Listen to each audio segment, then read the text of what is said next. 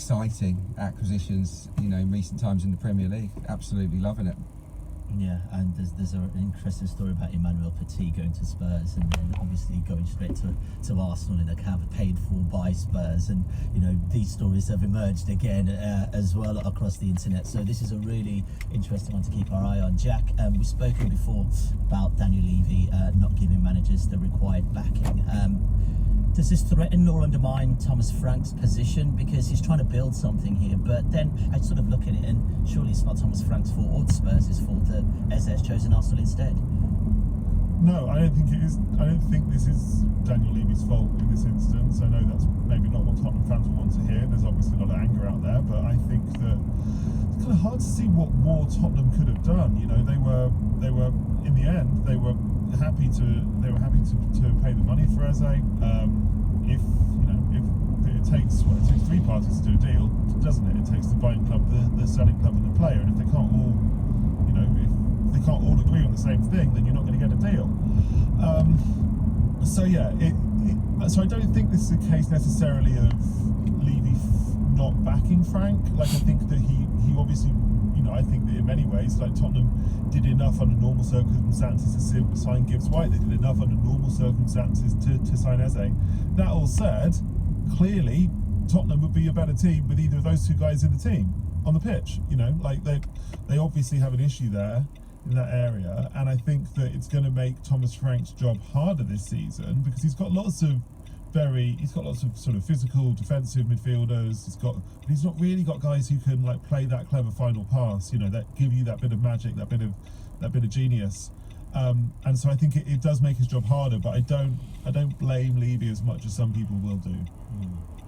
Adrian, in terms of the dressing room, I'm just trying to flip it the other way. Imagine if Gyökeres was taken by another team, a player that Arsenal had been chasing, and what impact that would have on a dressing room that was expecting that level of talent. Do you think it could also have the same sort of how can I put it, effect when it comes to the Spurs dressing room? Because there have been conversations about Eze potentially coming to them all this transfer window. No, I think footballers are quite resilient, really. I don't think it will affect them too much. Yeah, they'll be a little bit demoralised and be like sort of, can't believe it, absolute joker. But I think Tottenham's players will know where their team, where their club is in the food chain at the moment. And at the moment, they are behind Arsenal in terms of quality, in terms of aspirations, in terms of what the team can achieve.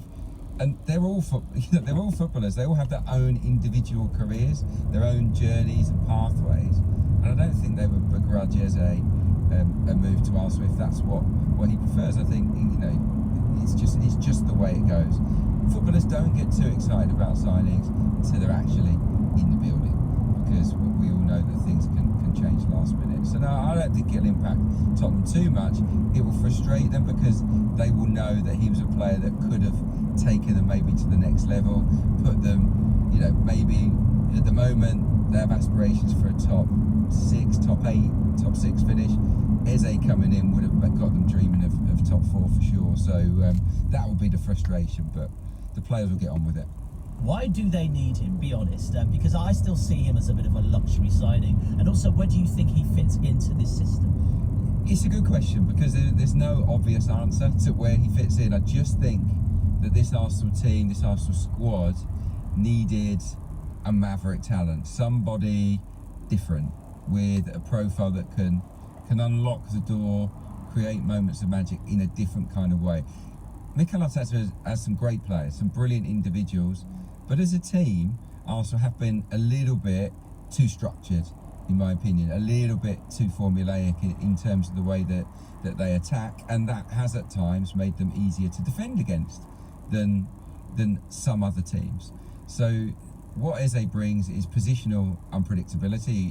One minute he might be on the left, the next he'll be in the number 10 role. Sometimes he'll pick the ball up deep. Sometimes he'll go in beyond the final man.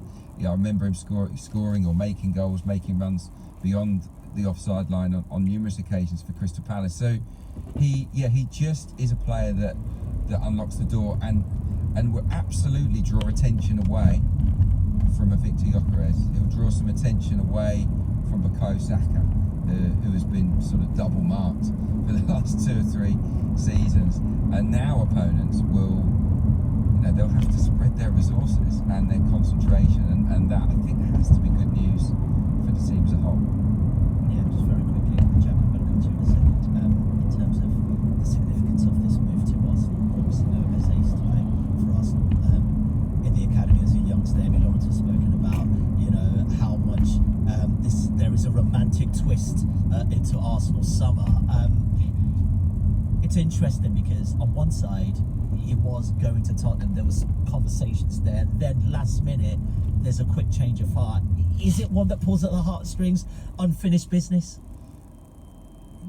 Only he can answer that, but yeah, I would imagine so. I think he will be chuffed to bits. Look, Arsenal are the team that he's supported by all accounts, so that is a massive pull. He'll want to. Yeah, he dreamed as a kid of wearing the red and white. He dreamed of playing at Emirates, and that dream was taken away from him. And now he's been given a second chance. He's going to be so hungry to become a hero among the supporters, of which he's been one. So, yeah, look, he would have been happy to go to Tottenham. I've got no doubt about that. It would have been a step up. He'd have played Champions League football. He'd played in a team that would have suited him, I'm sure. He would have been their main man.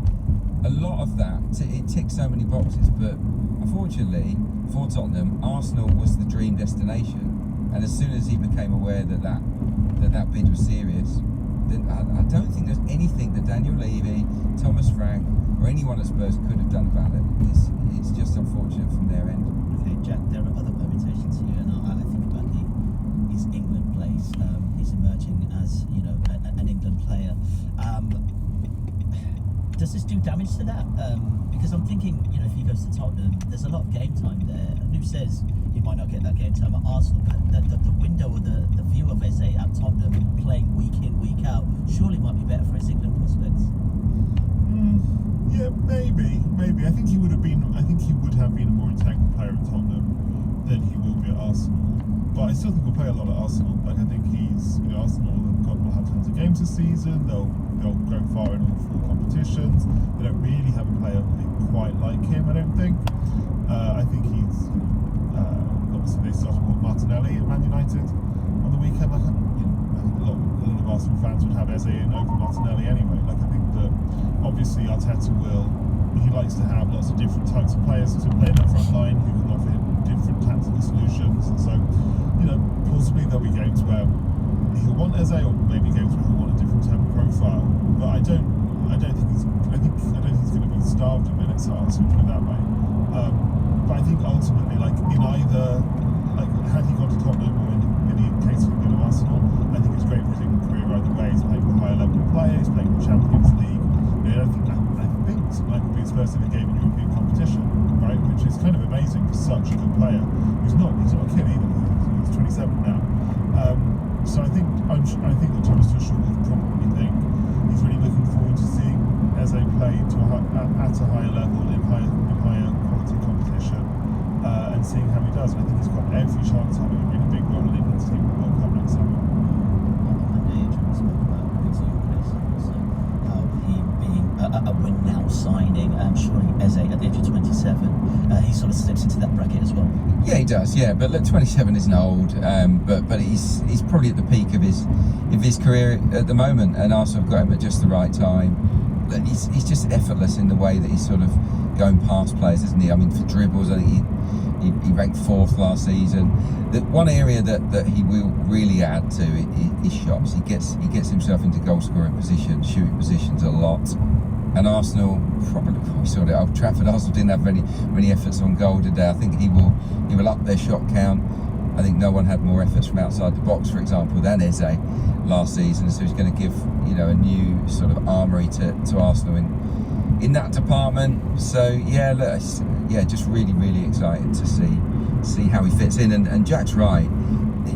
If you'd have canvassed opinion, if he'd have been available for the Manchester United game, I'd say 90 to 95% of Arsenal fans would have preferred Eze to start in that left side position. You don't have to stay on the wing in this Arsenal team. I think Mikel Arteta wants to bring more chaos, more fluidity to the team, and some of those counter-attacking moments where Arsenal fluff their lines at Old Trafford, I'm pretty confident that Eze would have produced better quality in those moments. I just think this is a dream signing, not just for the fans, but maybe also for Victor Gyökeres. I really do, because Gyökeres wants early passes played in beyond the last man, and Eze's been doing that for Mateta for the last 18 months, 2 years, quite brilliantly. So yeah, I can't wait to see what he brings. Yeah, for sure. Quickly, Jack, we've spoken about it. He's going to be playing in European football potentially tonight against Fredrikstad. Is this a bit of a risky one when someone's just has been committed to another team?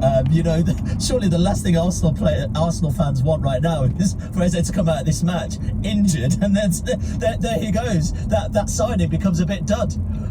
Yeah, you're right. It is quite unusual. I think in these circumstances, it's more normal for a player who's about to make a move to not play and to be held back so that they can do their medical the next day. I think that I don't know exactly why he's playing, although I wouldn't be too surprised if he feels like he wants to. Palace has been hugely important to him over the last 5 years. It's obviously a very significant moment for Crystal Palace, even putting aside all the mess this summer with having to change competitions and UEFA and CAS and so on. It's still a big night for them, and maybe he wants to be part of it. And what I do know for certain is that when he left Queen's Park Rangers in 2020, it was very important to him to leave on good terms. And if you speak to anybody at QPR now, they could not speak any higher of Eze, and not just as a player but as a person. He's absolutely loved by everybody at QPR, and still is. And he still knows everybody. When I think Palace played QPR recently, I was in the FA Cup last season, and he made sure he said hi to everybody and remembered everybody's names and faces and all that stuff. So I think he's definitely somebody who wants to leave clubs in a good way, in a kind of dignified and respectful way.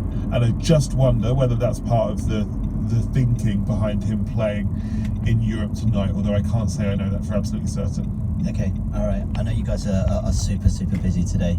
I know, Jack, you've been recording View from Malay, our Spurs podcast a little later on, and Adrian also give us a little chat about what's going on YouTube. You've got a show on YouTube. Yeah, started my own YouTube channel, this summer. So yeah, which is quite exciting. I thought let's have a go, and I've been blown away by the amount of people that have been watching the videos. So yeah, chuffed to bits, and yeah, just producing sort of my own analysis, previews, reviews of games. And I did do a video on Eze a few weeks ago saying yes please. So that old video, that old video. I noticed there's been a few people revisiting that over the last 12 hours or so, which is quite fun. Yeah, really nice. Very quickly, North London derby, Jack. It's going to be an interesting reception for Eze when Arsenal face Spurs. Oh yeah. I think I think that Spurs fans will probably make their opinions known. But equally, like I said, I'm sure that I think at the moment lots of fans are probably more frustrated about the fact the deal hasn't happened, maybe rather than with Eze himself. But yeah, it's not a difficult one to point to in the diary as being a game that needs no extra edge anyway.